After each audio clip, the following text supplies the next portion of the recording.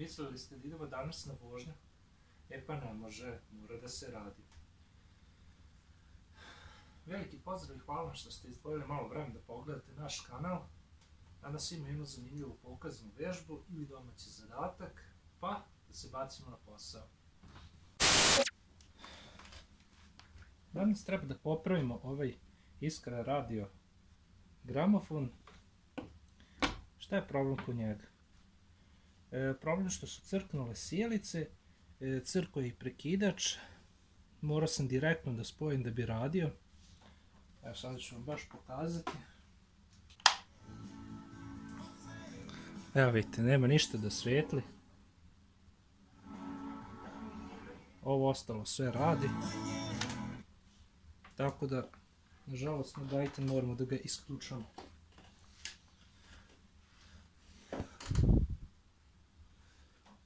Dakle, šta ćemo sada da radimo? Sada ćemo da odvrnemo 4 šrafa koja se nalaze ispod i malo ćemo izvući šasiju, pa ćemo onda da vidimo šta i kako.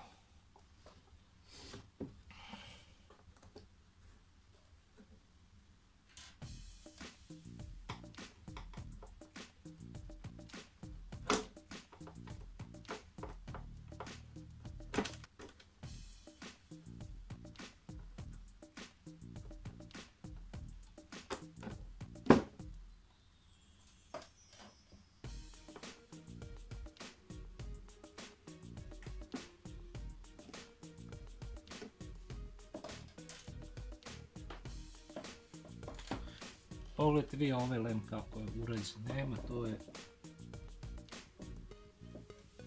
Šta je ovo? Nešto otpalo? Svašta. No, nema veze. Sada možemo da izvučemo šasiju.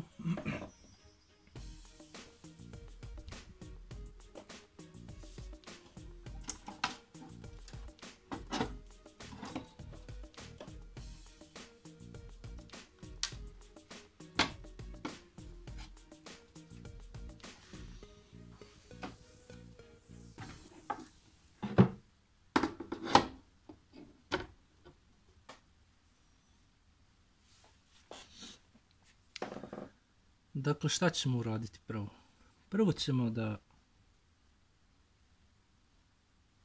zalimimo za led osvjetljenje. Možda bi mogli malo štampanu ploču, međutim nas muči ovaj prekidač, on je problem. Evo vidite, on ima ovdje dve sjelice, da slično kao one od bicikla. Evo vidite kako sam ja uradio. Direktno sam spojio i nije loše, mada zanimljivo da ovaj prekidač vrši samo ulogu da isključi, znači nema ono da ga uključi i isključi, nego ako ćete da uključite morate da pritisnete dugme UKV, gramofon ili drugo, znači veoma zanimljivo. A ništa, ajmo mi lepo da se bacimo na posao.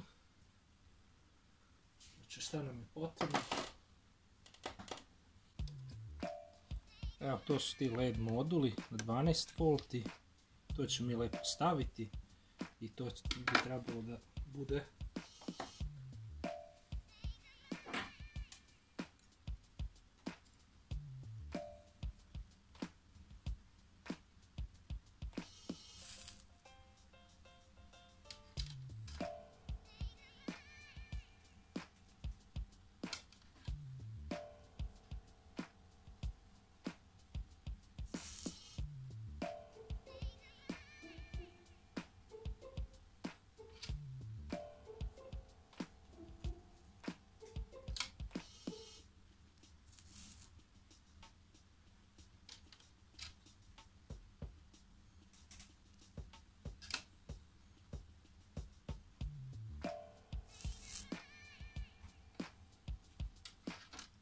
sada treba da zalimimo na module i ovdje na ploči.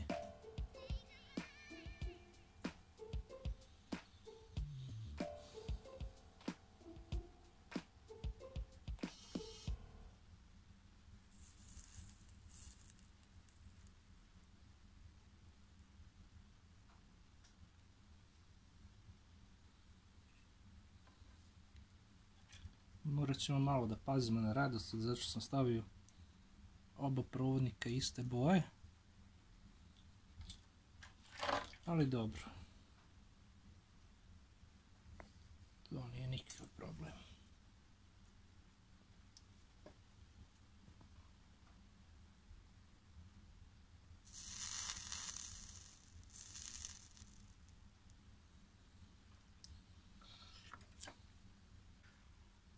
Završili smo sa lemljenjem modula. To jest, treba da samo spojimo na ploču, međutim sada ćemo prvo da provjerimo da li smo sve dobro uradili.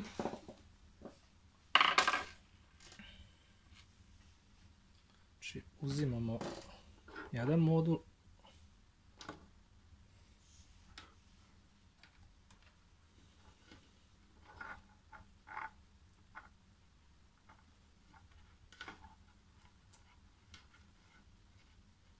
Drugi modul, pa da vidimo. Evo vidite. Znači na 11.9, ajde mu dodam još malo, na 12. Samo ja ću trenutak da isključim svetlo da vidim kako. Evo, baš lepo izgleda.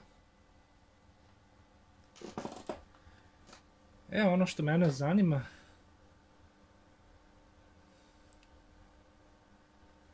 Da vidimo koja mu je najmanja.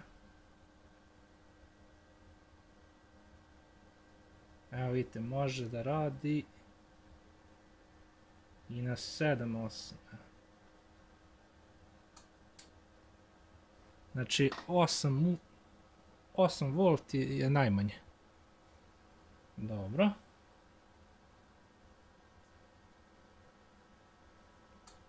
To je to, više nas ne zanima. Da, treba drugu da proverimo. Znači, jedna je dobra.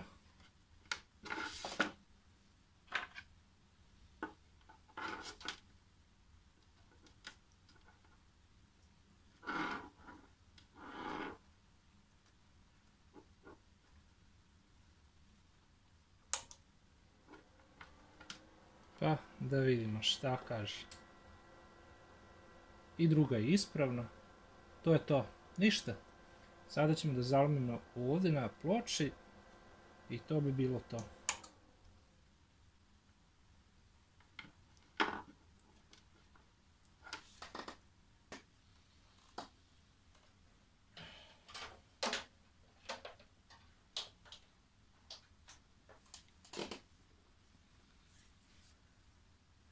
Najvjerojatnije ću staviti ovdje jedan modul i ovdje drugi.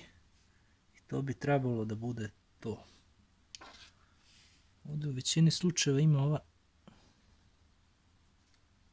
samolepljiva.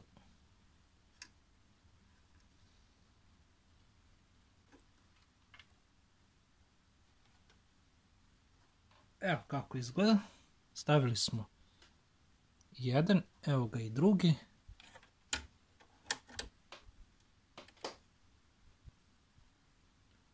Ovo jedan morali smo da zalepimo super lepkom.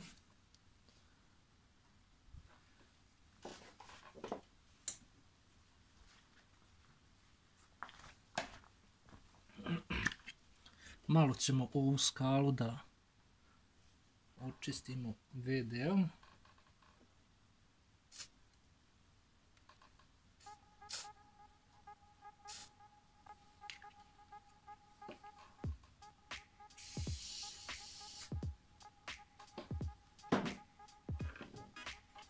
I malo ovo štampat ćemo.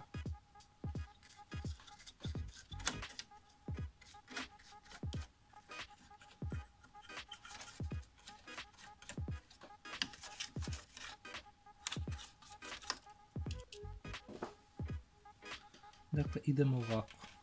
Znači, rekli smo, crveno bela je plus, čista bela je minus. Moramo voditi računa.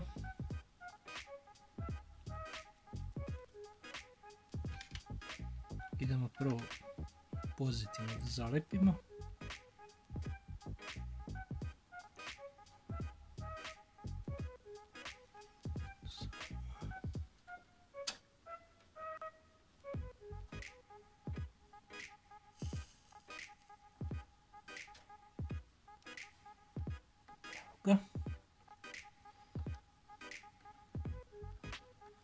Dobro, malo ćemo tu napraviti rasporede.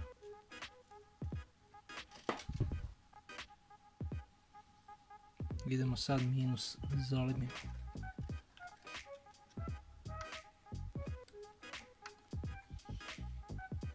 Će biti nezgodno. Čupavo.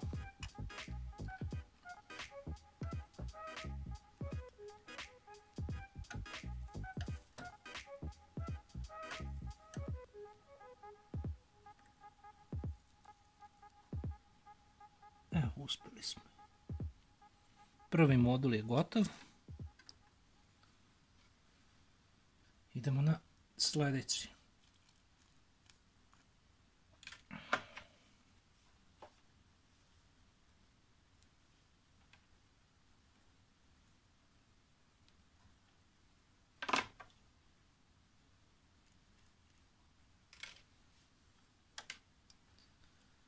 Prvo idemo na plus.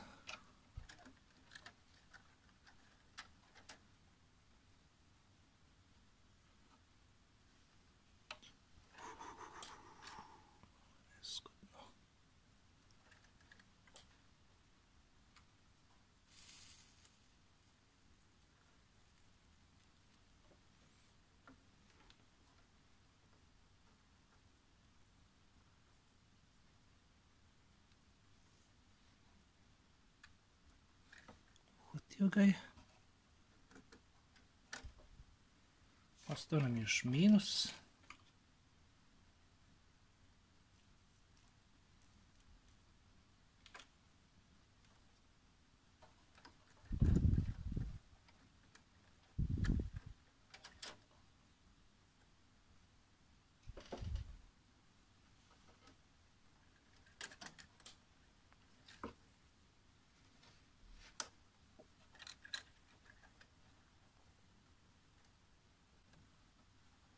Samo da ove kablove nekako. Dobro, to je...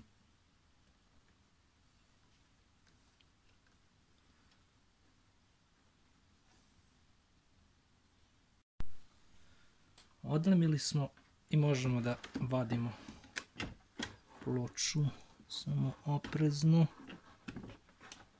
Kako su oni to?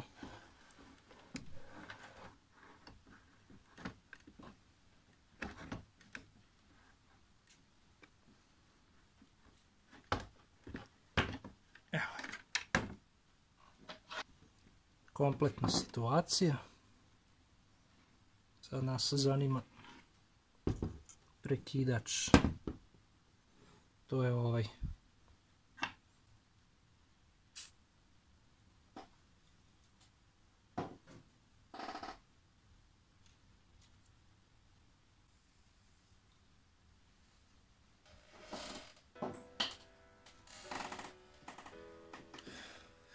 Nažalost, od prekidača ne mogu ništa da učinim.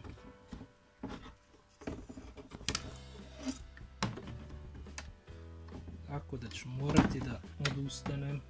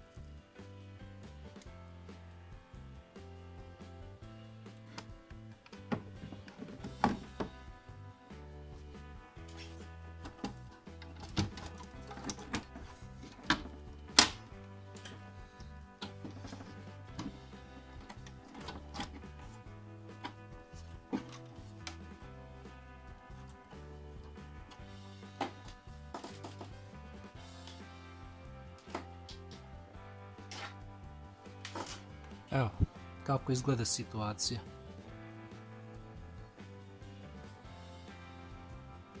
Znači, to je to. I vama bi isto savjetujem da stavite ovdje LED osvjetljenje. Nemojte stavljati one obične sijalice, pregoreće. Znači, ovo je idealno. A i ko zna, možda će meni sad trajati duže LED zato što je smanjen napon. Ne znam, vidjet ćemo. Uglavnom to je to, može da se pakuje. Ništa, to bi bilo to. Samo eto, ostalo mi još prekidač da sredim. Da moram da napomenem, gramofon mi ne radi.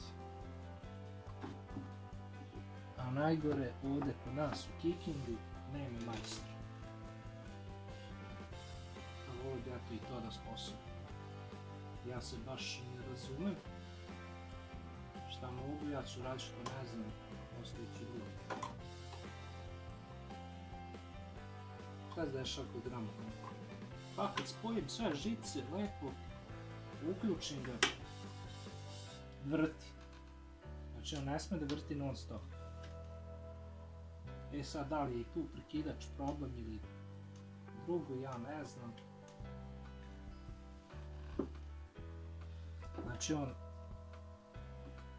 Znači ako ga uključim da slušam samo radio, on mi vrti. A on ne sme. On mora da se vrti samo kad ga uključiš, posebno za gramofon.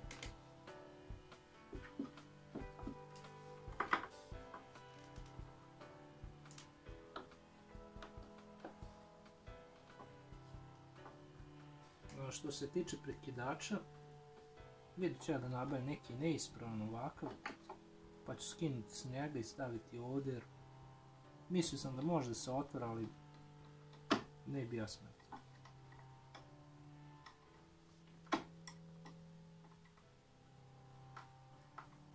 Evo još jednom za kraj.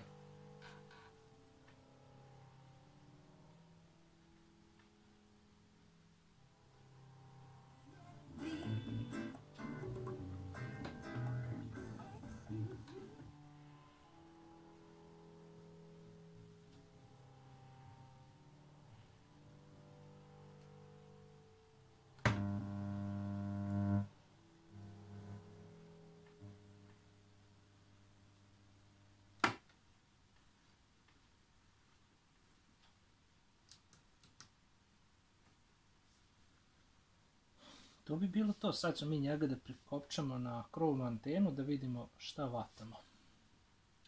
Nema, moramo na gajtan, nažalost, da isključimo.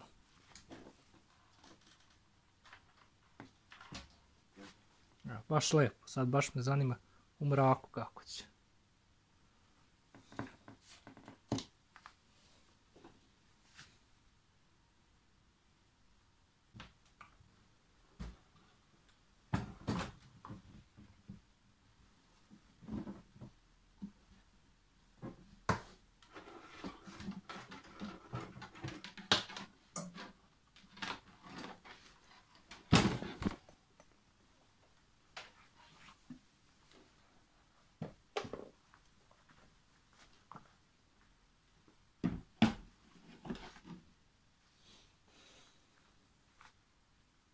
Eto, dva brata, ispravna, šta mislite, ovaj za 300 dinara sam nabavio.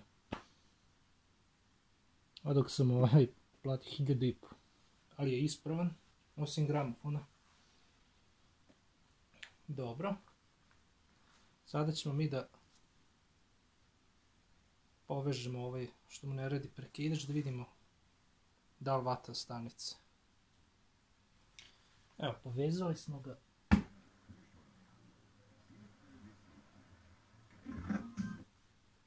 Idemo da vidimo šta vatamo.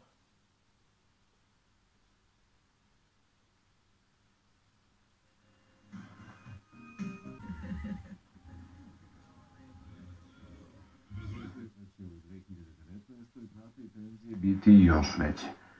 Evo, vidjeli ste, potencijometar za zvuk lepo radi, nema da krči, smetnje. Sada ću ga ostaviti na testiranju, da vidim kako se ponaša. Uglavnom, ima brata. Eto, sad imam i u rezervi.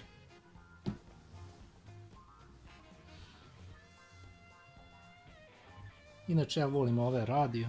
Eto, vidjeli ste i ovu popravku, tačnije moj radio. hvala Bogu što sam našao. Inače ovako stvari teško se nalazi, ako se nađu veoma su skupe. Ali eto ja sam za 300 dinara našao i sposobio sam ga. Dobro, ovaj model me koštao 150 dinara. Samo eto taj prekidač, to mi najviše ne vjeruje. Ne volim što moram na utičnici da ga isključujem, ali dobro, to je privremeno rješenje. Znači da se stavi drugi prekidač, ne može. Mislim, može ovdje negdje sa strana, ali to nije to. Ja ću vidjeti, dobro, nije meni hitno, vidjet ću ja na otpadu da nabavim ili na kupujem, prodajem ili negdje ovako. Pa ću samo skinuti i staviti i ovdje bi trebalo sve da radim. Da, ako može jedna mala pomoć, vi napišite u komentarima da li vi znate nekog da popravlja gramofone, jer stvarno hoću da osposobim. Jer stvarno je šteta da ovo radi, a ovo ne radi.